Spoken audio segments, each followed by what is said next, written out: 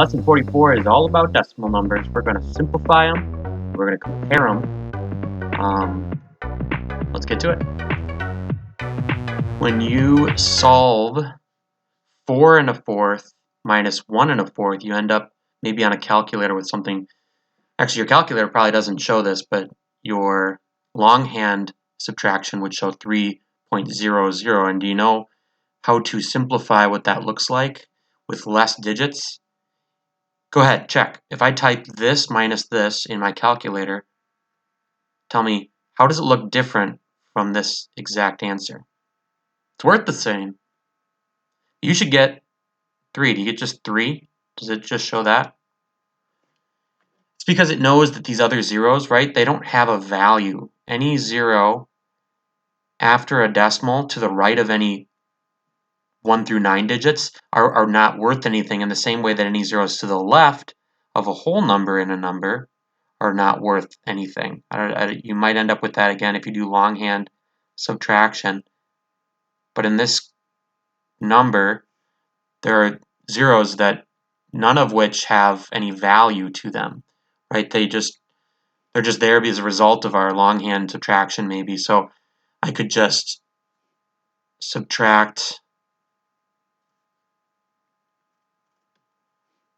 or I could just take the zeros off here and say I don't need this. So what I actually show would be 3. In this case, I don't have any of these leading zeros, but just these after zeros simplified to just 3.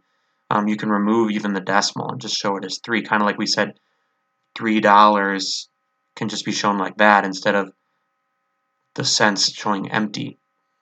But if we have 425 minus 125, these zeros do need to stay because they're between a digit and a decimal place.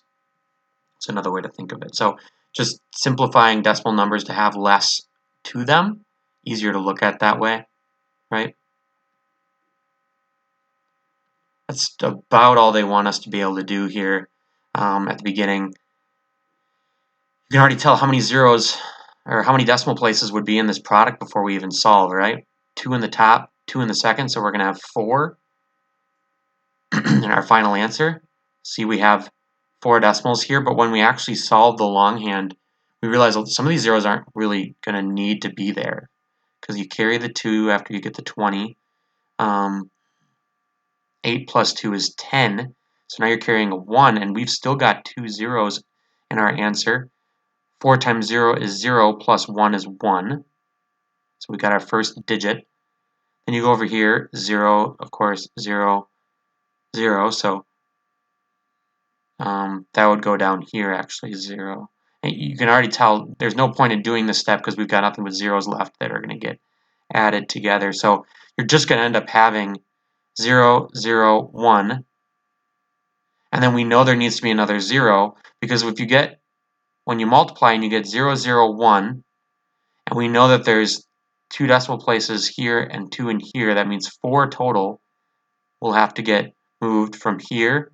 1, 2, 3, 4. What do I do when I have one more spot than digits? I'm going to need a 0 here anyway. So we don't even have to do all this extra garbage down here. We know our answer is going to be 0.0100. And which zeros do we not need? Do I need this one? I do, because it's between a decimal and a digit. Do I need these? Nah. So really the answer is 0.01 or 1/100th, right? Decimal answers are going to be printed in simplified form, except sometimes they do show that leading 0, but you don't even have to show this one if you don't want to, even if the book does. Make sense? Talk to me if you're unsure about anything we just learned. It's a little funny. It just takes getting used to and getting confident with it, I guess. Comparing decimals, what's bigger, 0.3 or 0.303? Might be easier if you say 3/10 to 303 thousandths. That's not that much easier. Of course, we know how these inequality signs work. We know that if the number to the left is bigger, we go this way. And if the number to the right is bigger, we eat it this way. Right? We want to eat the bigger number, however you want to remember it. In the past, when I talked about how to know which one is bigger, you write them both in here, like a place value chart, and you think about what's each digit. This is worth tenths. These are worth 0.1. These are worth 0.1, so we're even right now. But then there's nothing here for either. Then we have a thousandth, which is not worth a 3/10, but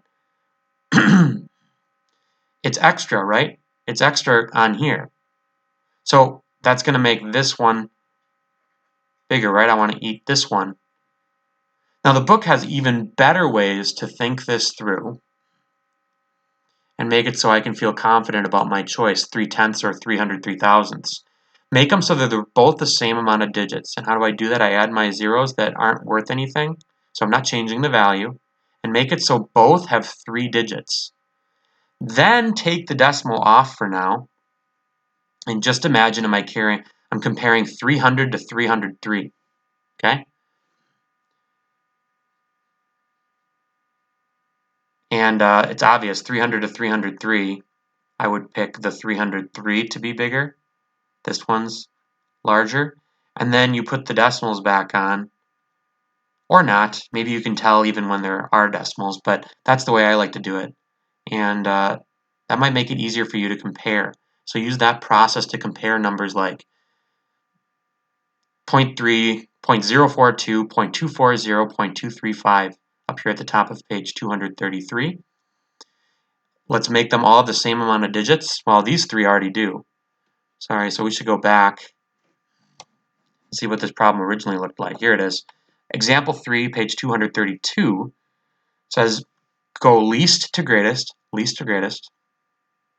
So we want the smallest number to be to the left, and we're going to get bigger as we go to the right.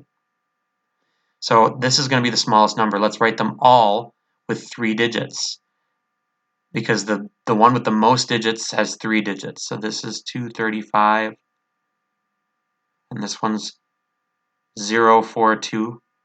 Then let's write this as 24, right? Ending 0, not worth anything, so it's fair game to add. And let's add 2 zeros at the end of my 3/10. Now just think of these as numbers. 300, 42, 240, 235. See how that works? So much easier, to me at least. Which one's the smallest? 42, right? Let's keep that 0 on there. It'll be helpful later. What's next? 235, right? Over here on the far right. Then 240, then 300. Put your decimal back where it was. Double check that they look like the original numbers here. Maybe add commas, and you're done. Okay, so maybe a little easier than trying to imagine them all in a place value chart. Although we recognize that's true, making them all be the same number of digits, maybe even erasing the decimal till we solve, can be a very effective way to get confident about these. So pick 2 from here, and then do J, so 5 total.